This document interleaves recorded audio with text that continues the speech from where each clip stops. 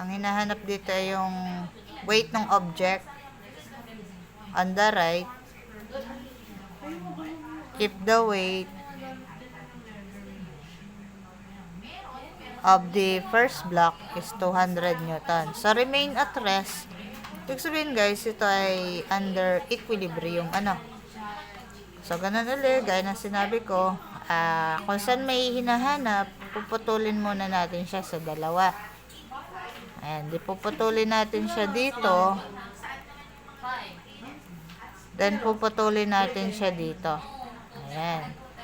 So, ito yung una nating isa-solve. Ito yung first na isa-solve natin. Kasi nandito yung given. Yung 200 Newton. Ito yung pahuli natin isa-solve. Kasi siya yung nawawala. And tatandaan nyo, isang tali lang yung nagko-connect dyan. So, kung isang tali lang yung nagko-connect dyan, pwede natin sabihin na yung tension dito is yun lang din yung tension dito sa kabila. Kaya isang variable lang yung ating gagamitin dyan. So, itong tension na to, let's say tension T is the same as this tension. And the same as this tension. Kasi isang tali lang yung nagko-connect sa kanila. Malinaw yan ha. You need to identify the forces on the system. Kasi pag iba-ibang nilagay yung variable, mahirap pa kayo mag-solve. So, isang tension lang yan. So, ang una natin gagawin is AFB din natin to. So, dito ko na-erecta ha.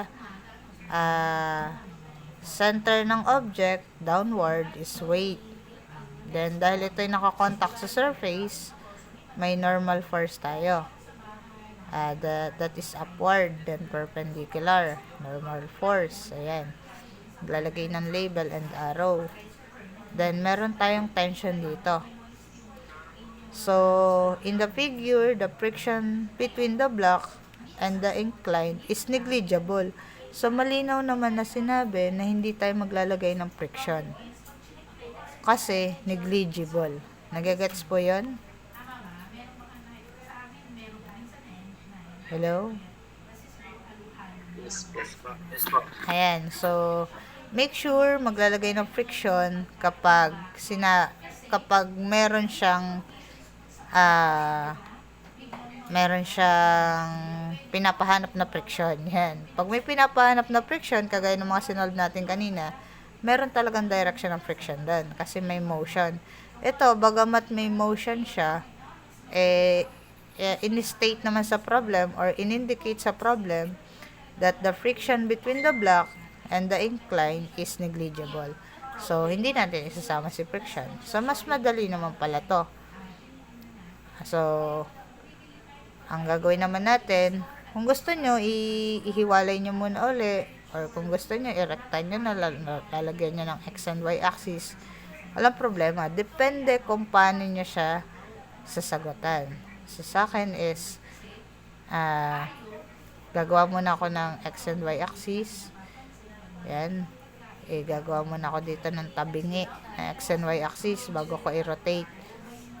So, syempre, ari yung y-axis, ari yung x-axis. Ayan. So, lalampas dito, mula dito sa ating point of concurrence, si normal force. Then, nandito si weight, nakakapit din yung 35 degree kay y-axis. Then, nandito yung tali na tension. Ayan. So, next, i-rotate natin yung axis. Itutuwid natin siya.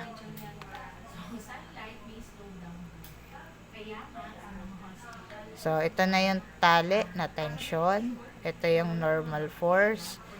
Then, ito yung weight. Kung RA 35 degrees, kunin nyo na agad yung angle sa X. Pa-minus na agad. 90 minus 35.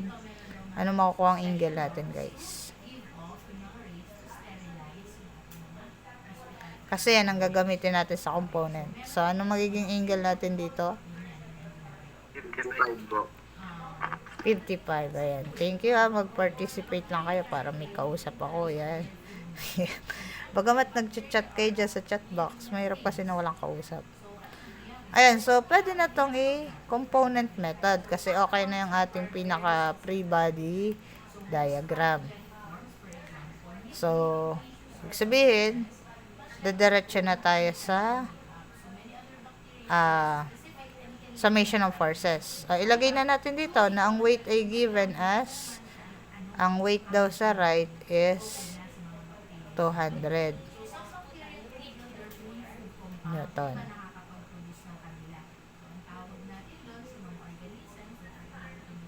Ari pala ang weight na rin 200. So, ang hinahanap ay aring weight na rin nakahang. Ayan, so, given naman na 200 Newton block ay ari. Yan ang weight ng block. Okay, so, summation of forces kay x to the right positive equals 0. So, ang mga nasa x natin ay positive tension. Then, component method na rin ating weight. So, negative W cosine 55 degrees equals 0. So, makukuha natin si tension equals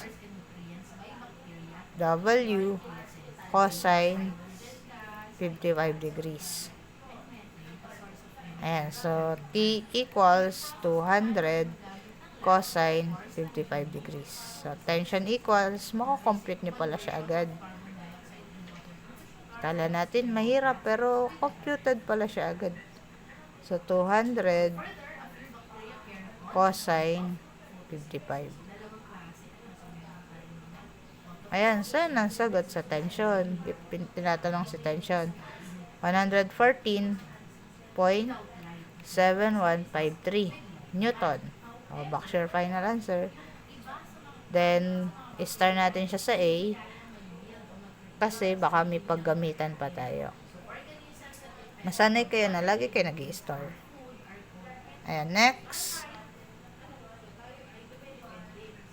So, magsa-summation forces pa ba tayo sa Y? Kailangan pa ba natin mag-summation sa Y? So, depende kung anong hinahanap. Pero kung ang hinahanap naman ay tali lang, pwede na tayong dumiretso din eh. Kasi nakakuha na tayo ng tali. So, kung i-FBD natin na rin, din sa side, ari na yung ating box. Ari na yung weight ng box. Ari na yung nasolve natin tali. Yan. So, kahit hindi na tayo kumuha ng normal force, kaya hindi naman siya tinatanong. So, ang tinatanong lang ay, how much must the object on the right weigh if the 200 Newton block is remain at rest? So, kanina, ang dami kong sinusolve kasi gusto ko lang ipakita sa inyo kung paano isolve yung mga friction, mga normal force. Ito, idediretso na natin kung ano talagang hinahanap. So, pagpalagay, hinahanap din ng tension, may sagot na tayo sa tension. Ayan. So, kung weight ang hinahanap, ari na yung FBD niya. Yan. So, ari ulit ang ating y-axis, ari ulit ang x-axis. Manipis pala rin ballpen na rin. Ayan, so from here, summation ng forces kay y upward positive equals 0. Y lang, component lang sa y kasi wala namang, hindi man natin kukunin yung mga sa x. Tsaka nakakapit na siya mismo sa y. Kaya simply t minus w, positive si t pataas, negative si w pababa, equals 0. So t equals w. So yun na-solve natin t, yun na rin nasagot sa w. So w equals 114.7153 Newton. Then, box your final answer. So, ito na po yung sagot. Nagagets, class? Nagagets niyo po? Yes po. Yes po. Ayan. So, pwede nyong kopyahin ulit. And, ilagay nyo ulit sa inyong copy ng lecture kasi tayo nga ay online or sa notebook. So, lahat ng sa tingin nyo ay mahalaga, isulat nyo. Wag picture-picture lang. So, pag okay na kayong mag-picture, mamaya na lang sa gabi, isulat sa notebook or sa lecture. And, sabihin nyo sa akin para makapag-solve pa tayo ng isa pang problem. So, tatandaan na, pinakamahalaga dyan lagi alam nyo kung ano yung mga present na forces, alam nyo kung paano siya ilagay, kung paano siya i-FBD, then kung paano mag-solve ng summation of forces sa y at sa x. And complete label lagi. May mga variable tayong ginagamit. T for tension, W for weight, NF for normal force, FF for friction force.